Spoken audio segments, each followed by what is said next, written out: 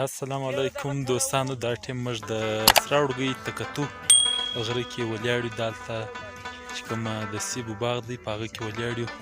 نو دلته چې کوم ټیکهداران دي او نور چې کوم مالکان دي د هغو څخه به موږ پوښتنه وکړو د سیبو په حواله چې دوی دا کاشکاري کې څومره محنت کوي او دا بیا تر مارکېټه پورې د قیمت څو راځي، د ګټه او نقصان څو دی. نو راځئ چې مخته پسې ورسو. دا ټیم موږ راځو د باغ مالک غلام محمد له. غلام محمد لالا سړی مسې ښه په خیر یې؟ ښه. نو تا دا باغ شش کال محنت سره وکړئ، بچاو د کوي له ملخانو سره له نورو افادو سره. نو څنګه دی ګټې در وکړله، خپل سره در جوړ کړئ؟ یا الفلال په ګټه کې روان. ښه. نو څنګه دی محنت غواړي که نه غواړي؟ چې محنت څنګه نه غواړي. ښه. نو څو میاشتې د خواري ورسره وکښله؟ د څلورمه میاشت. ښه. غلام محمد اکا د حکومت لخوا تی ته څه مرسته سوې که نه سوې؟ بلې یا بابا یو مرسته نه رسوي، یا دوایي درکړې د خړې یا د بل شی نه دی راکړی. ښه. نو څه دغه حکومت ته کوم پیغام ورکوې؟ موږ د خاصو ټکو موږ یو تلاو ضرورت دی هو چې هغه راجوړ کړو. تلاو او روډ څنګه دی؟ روډ خو روډ هم در په داره دی. او بالکل دلته چې اوس موږ پر دا علاقه باندې را روان دلو، روډ بالکل کچا ولو، ډېر په مشکله موږ راوختلو. دا ډېر پورته ځای دی. له موږ سره ټیکهدار هم موجود دی، راورسېدی چې د دې زمیندار سره له غلام محمد سې باغ اخیستی. نو له ده څه دا پوښتنه کوو چې د شش کال سیب څنګه دي؟ ارزانه دي ګران دي؟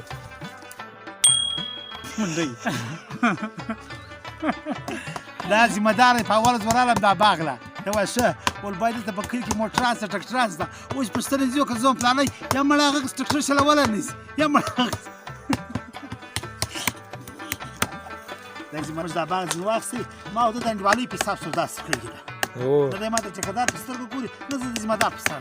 نو څنګه دی ګټه به وکړي که به تاوان وکړي؟ اوس نو نه معلومه دغه څوک ریټ در وکړل؟ تقریبا د باغ سړي زردا مې 400 کړی دي 2.5 نور راکړي. ښه. نو بازار څنګه چلیږي؟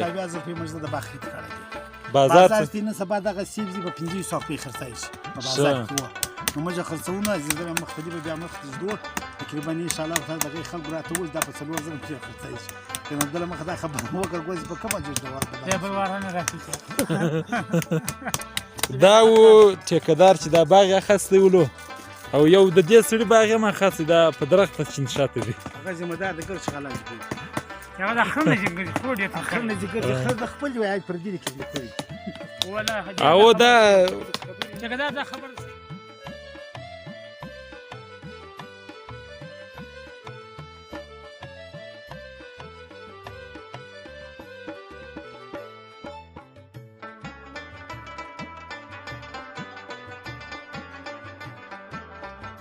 د کوټې چې کوم سیب دی تخته وایي سور کلو، دا ورته وګورئ بالکل بهترینه رنګ یې کړی دی او دلته کارګران لګیا دي، کار شروع دی.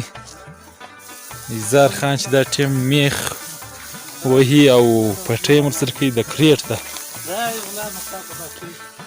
دا کوم اوزار دی؟ دا هغه اوزار دی چې پټۍ په ټینګوي. اوس به دلته اظهار خان ته او دا رنګه دا وره میس بلډینګ وسلو دا بل ګیم یې ګورو. دا په کاسته د پرې کله بلکه دا ځنه وویرسي کنې زه خو نه ویرېږم ټکان خو نه پر راکوي. دا ډېر کمزوري ده په دغه کمزوري یا هغه ده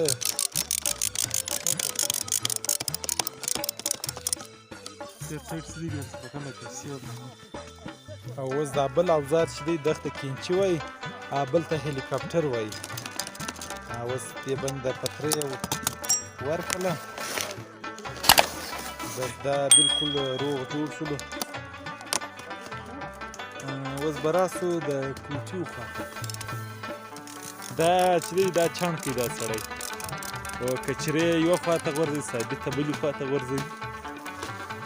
او دا ځي دا دسمالي دی دسمال والا له درختې سې راوړي د دې کریچي ته او دا ډېر زبردسته سیب دی اوس به راسو میخي وخواته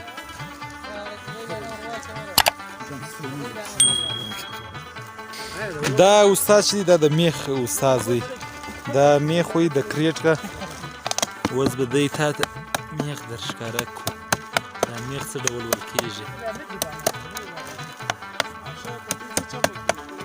دا د ورځې 800 کریټونه میخي دا استاد ما سندي كريت خلاص نلعب بدي بسندي ولا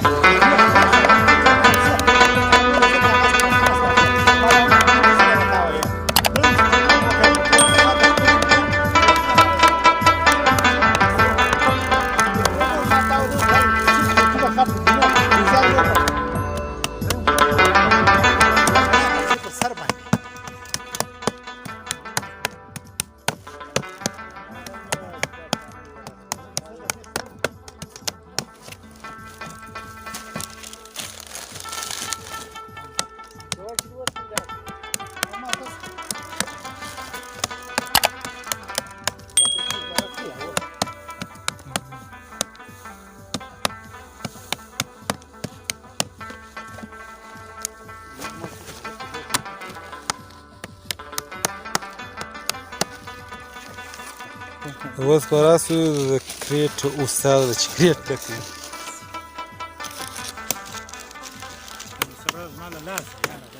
او دا کریټي دی نوم یې څه دی دې کریټي نوم څه دی نوم دغه د استاد شاه محمد او استاد شاه محمد اخوي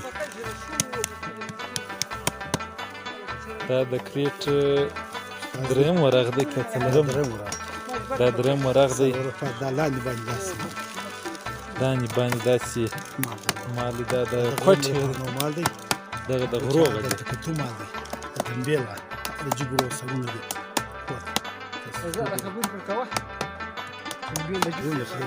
دا غزمریان د جګرو سرونه کوي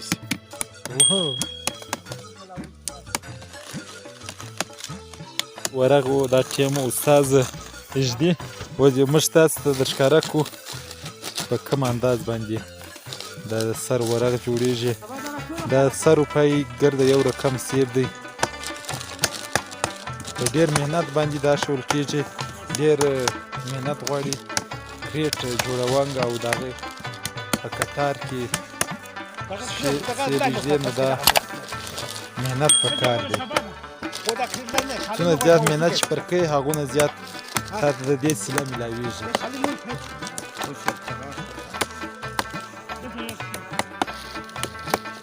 دا د سر ورغ جوړ شولو بالکل دا ټیم تیار دی بالکل دا د کوټ سیب دی